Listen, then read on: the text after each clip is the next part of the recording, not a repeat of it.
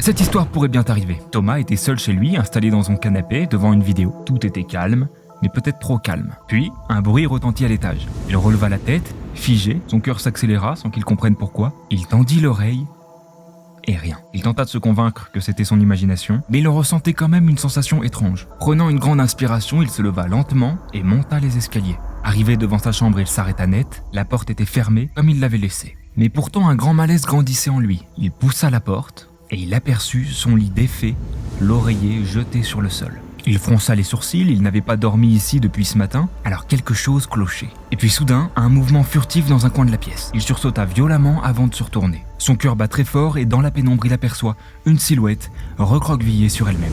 C'est un enfant, sale, tremblant. Thomas sentit l'adrénaline lui tordre les muscles. « C'est quoi ce bordel? Qu'est-ce que tu fais chez moi ?» disait-il sous la colère. L'enfant sursauta à son tour et fondit en larmes. Il essayait de murmurer quelques mots, mais c'était incompréhensible à cause des sanglots. Le souffle court, Thomas attrapa son téléphone et il appela la police. Mais toujours en jetant des regards nerveux vers l'intrus. La police arriva et découvrit que l'enfant avait fugué de chez ses parents depuis plusieurs jours et qu'il était actuellement recherché dans toute la ville. Et tout ce qu'il cherchait, c'était un endroit où se cacher. Et c'est tombé sur Thomas. Aujourd'hui, on ne sait toujours pas les raisons de la fugue de cet enfant, s'il cherchait à se cacher pour se protéger ou simplement à prendre de la liberté. En tout cas, si vous souhaitez plus de frissons, je vous recommande Apogée, c'est le livre que j'ai écrit et sorti cette année. Vous êtes déjà beaucoup à m'avoir fait confiance, à l'avoir commandé et pour ça je vous en remercie. N'hésitez pas à laisser votre avis si vous l'avez déjà pris.